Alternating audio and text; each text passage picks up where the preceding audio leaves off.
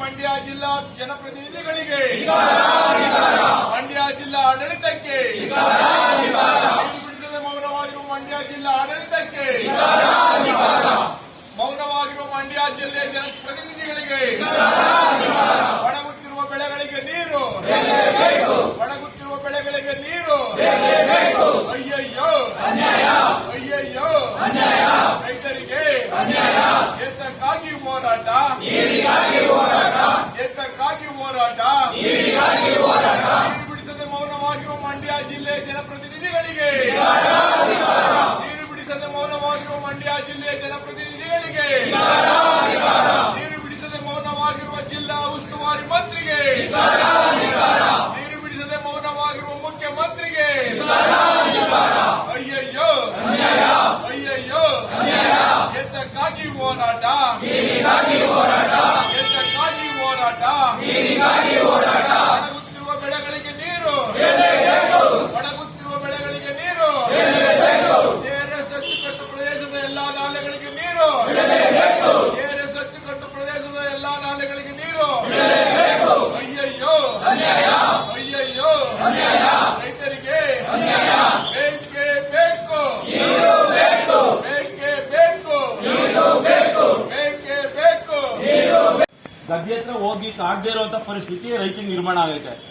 ಸರ್ಕಾರಕ್ಕೆ ಯಾವ ರೀತಿ ಬಡ್ಕಿದ್ರು ಗಮನ ಸೆಳೀತಾ ಇಲ್ಲ. ಇವತ್ತು ನಾವು ಇಲ್ಲಿ ಬಂದು ಕುಂತಿರುವಂತದ್ದು ತಾಲೂಕು ಆಡಳಿತ ವ್ಯವಸ್ಥೆ ದಂಡಾಧಿಕಾರಿ ಕಚೇರಿ ಮುಂಭಾಗ ಕೂತಿದ್ದೀವಿ ಅಂದ್ರೆ ಸರ್ಕಾರ ತಕ್ಷಣ ಏನೋ ನೋವೈತೆ, ಆ ರೈತರು ಕಷ್ಟ ಸುಖ ಕಾಣ್ಬೇಕಿತ್ತು, ನಾವು ಕೇಳಬೇಕು ಅನ್ನೋ ಭಾವನೆ ಬರಲಿ. ನಮ್ಮ ಧ್ವನಿ ಏನೈತೆ, ನಾವು ಏನ್ ನೀರು ಬಿಡಿಯುತ್ತ ಕೇಳೋದಕ್ಕೆ ಪರಿಶೀಲನೆ ಮಾಡುವಂತ ಕೆಲಸ ಆಗ್ಬೇಕಿತ್ತು. ಆ ಕೆಲಸ ಆಯ್ತಿಲ್ಲ. ಅದು ನಮ್ಮ ಕಾರ್ಯಕರ್ತರಿಗೆ ಸಿಟ್ಟಿರೋಂಥದ್ದು. ತಾವು ಪಾಪ ತಮ್ಮ ವ್ಯವಸ್ಥೆ ಮೀರಿದಂಥದ್ದು. ನಾವು ಇಲ್ಲಿ ಬಂದು ಕುಂತಿರುವಂತದ್ದು ತತ್ಕ್ಷಣ ಕಾಲುವೆಗೆ ನೀರು ಬಿಡಿ. ಕನ್ನಂಬಾಡಿ ಕಟ್ಟೆಗೆ 6,000 ನೀರು ಬರ್ತಾರೆ, ಸುಮಾರು 6,000 ಕ್ಯೂಸೆಸ್ ನೀರು ಸ್ಟಾರ್ಟ್ ಆಗದೆ. ಇವತ್ತೆಲ್ಲ 2,500 ನೀರನ್ನ ನಮಗೆ ವಿಸಿ ನಾಲೆಗೆ ಎಲ್ಲಾ ನಾಲೆಗೂ 2,500 3,000 ಕೊಟ್ರೆ ಸಾಕಾಗುತ್ತೆ. ಅದನ್ನೊಂದು ವರದಿ ನೀವು ಮುಖ್ಯಮಂತ್ರಿಗೆ ಮತ್ತೆ ಸರ್ಕಾರ ಡಿಸಿ ಮೂಲಕ ಮುಖ್ಯಮಂತ್ರಿಗೆ, ನೀರಾವರಿ ಮಂತ್ರಿಗೆ, ಜಿಲ್ಲಾ ಉಸ್ತುವಾರಿ ಮಂತ್ರಿಗೆ ಇಷ್ಟು ಜನಕ್ಕೂ ಒಂದು ವರದಿ ಕಳಿಸ್ಕೊಡಂತ ಜವಾಬ್ದಾರಿ ತಗೊಳ್ಳಿ. ನಾವು ಬಂದು ಕುಂತಿರೋದು ನಮ್ದೇನಂತಂದ್ರೆ ಕಾರ್ಯಕರ್ತರು ಸಿಟ್ಟು, ದಂಡಾಧಿಕಾರಿಗಳೇ ಒಬ್ಬ ಕೂತ್ಕೊಳ್ಳೋದ ಅಂತ. ಆ ಕಡೆಗೆ ಅದ್ರಿಂದ ಏನು ಉಪಯೋಗ ಇಲ್ಲ. ನಮ್ಮ ನೋವನ್ನ, ನಮ್ಮ ಭಾವನೆನ ನೀವು ಅವ್ರು ಕಳಿಸ್ಕೊಡೋದ್ರ ಮೂಲಕ ನಮ್ಮ ಇವತ್ತಿನ ಹೋರಾಟದ ಕಿಚ್ಚನ್ನ ಅವ್ರು ಮುಟ್ಟಂತದ್ದು. ಹಂಗೂ ಕೇಳಿಲ್ಲ ಅಂದ್ರೆ ಅದಕ್ಕೆ ಬೇರೆ ಉತ್ತರ ಹೇಳ್ತೀವಿ ಮೇಡಮ್. ದಯಮಾಡಿ ನೀವು ಇವತ್ತಿನ ವರದಿ, ಇವತ್ತು ನೀರು ಬಿಡಬೇಕು, ತಕ್ಷಣ ಎಲ್ಲಾ ಕಾಲುವೆಗೆ ನೀರು ಬಿಡಬೇಕು ಅಂತ ಹೇಳಿ ಒತ್ತಾಯ ಮಾಡಿದ್ದಾರೆ ಅಂತ ಹೇಳಿ.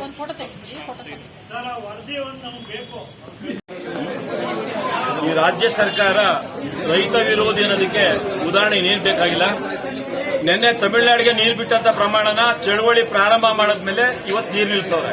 ಇದಕ್ಕೆ ಉತ್ತರ ಹೇಳ್ಬೇಕು ಅವರು, ಎಲ್ಲಿ ನೀರು ಬಿಡ್ತಾ ಇದ್ರು ಅಂತ. ರೈತರು ಧ್ವನಿ ಎತ್ತದ ಮೇಲೆ ನೀರು ನಿಲ್ಸವ್ರೆ ಅಂತ ಹೇಳಿದ್ರೆ ಕದ್ದು ಮುಚ್ಚಿ ನೀರು ಬಿಡುವಂತ ಹುನ್ನಾರ ಮಾಡ್ತಾ ಇದ್ದಾರೆ.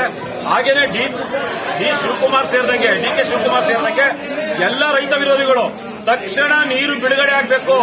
100 ಎಕರೆ ಅಲ್ಲ, 1000 ಎಕರೆ ಕಬ್ಬು ಬೆಳೆದವ್ರೆ, 1000 ಕೋಟಿ ನಷ್ಟ ಆಗುತ್ತೆ.